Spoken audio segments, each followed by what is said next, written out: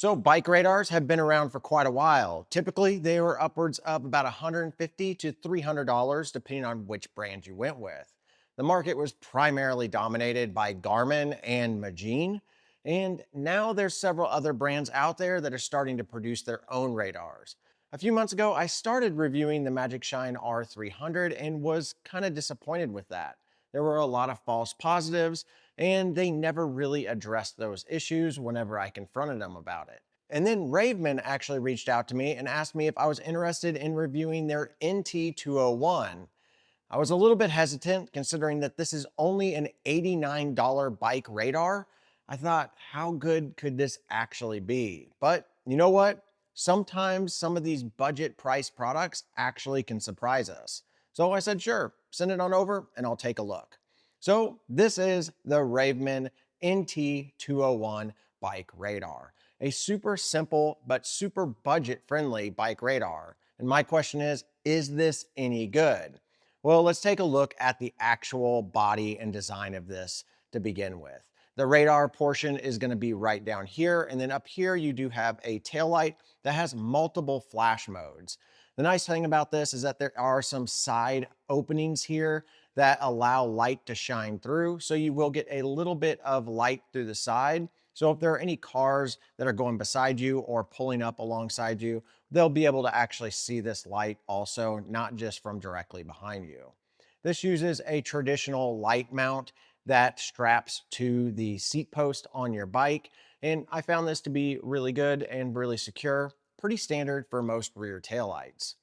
Now this does use USB-C right down here, which is also really nice to see. So pretty much any of your cables that you use to charge your smartphones, your action cameras, or any device really these days will charge this light. Overall, the body on this device does feel a little bit cheap. If I'm really honest with you, it feels really plasticky and it doesn't feel like high quality plastic, but you're only paying $89 for it. If this was a $200 version, kind of like what Garmin puts out, I would expect this material to feel a little bit more premium, have a little bit more weight to it, but this is an $89 device, and my biggest concern is, will the radar work? I'm not concerned about the plastic material and how this thing feels, because it does feel like it's a sub $100 product. If this radar works, then it's going to be all worth it. First, let's go over all the different light settings. So to turn the device on, you've got a power button right up top here. You just simply hold that down and it'll turn on. Now, this does have a brake indicator in it. So if you are braking, the light will actually change patterns. And then whenever you start to ride normal, it'll go back to whatever light setting you had it set on. You can turn that on and off by simply holding down the power button for 5 seconds. Whenever you do that, you'll notice that the light actually will come back on and do kind of a flashing setup here. That means the brake indicator is off. If we hold it down again, it'll turn off, and then it will do another flash here. That indicates that the brake light is actually on. So if I were to go out and ride with this, start to slow down, it would change its flashing pattern from what I had it set on. Now, as far as the different light settings, you do have this kind of a pulse mode. If you tap the top, it'll go to a high mode, which basically just stays on all the time. Tap it again, it'll go to a low mode. One more time, it goes to a kind of slow flash setting where it just kind of flashes a little bit just to kind of get some attention. And then you've got a real fast pulse setting or a warning light setting. This is what I prefer whenever I'm out on the road because it attracts a lot of attention. And whenever I'm riding anywhere with traffic, I'd rather them see me than not. And then you have what they call a daytime flash mode. Now, as for the radar portion, they do claim that this has a 40-degree radar detection mode. So basically going 40 degrees out from the back of this light is where it's going to detect. Now, whenever I was out actually riding, I found that it would detect both lanes that were near me just fine. I never had any issues with it detecting cross traffic or traffic going away from me. And I was pleasantly surprised to find that I didn't get any false positives. One of the things that I was wondering about is how would it do with multiple cars? Well, Ravemen is actually claiming that it can detect up to 8 vehicles at once. I never ran into that many vehicles all at once. I ran into 2 vehicles at a time, and it did actually detect them just fine.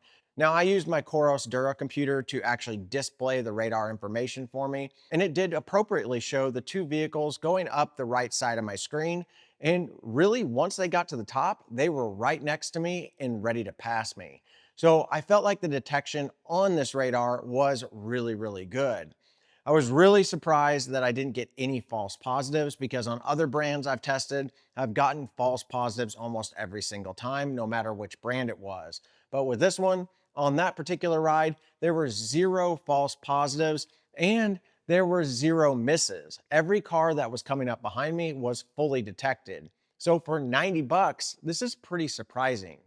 Now, they're claiming that it can detect vehicles up to 140 meters away, and I feel like that's probably pretty accurate. Now, I didn't get out and actually measure how far the vehicles were.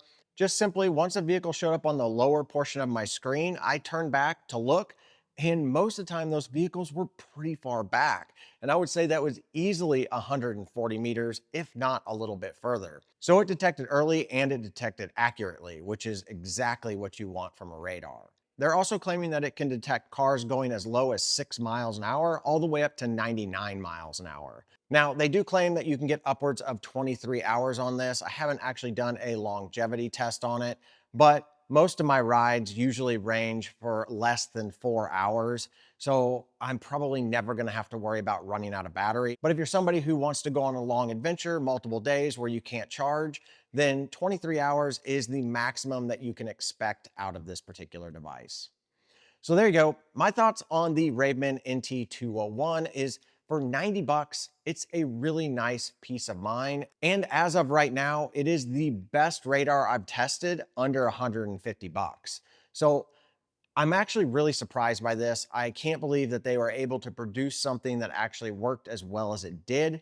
I'm going to be curious over the summer with using this to see how well it holds up as far as durability goes, and also to see if I get those false positives that I've seen on other brands, or if I get false negatives where it's not actually detecting cars behind me. But as of right now, for 90 bucks, I'm pretty happy with the Ravemen NT201. All right, guys, if you want to pick yours up, I'll put some links below.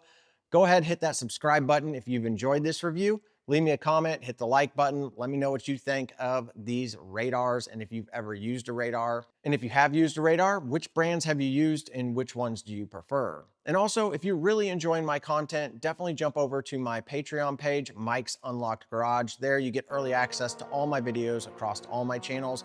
Plus, you get some additional videos that other people don't see on YouTube. But that's going to be it, guys. As always, get out there and ride your bike. I got you.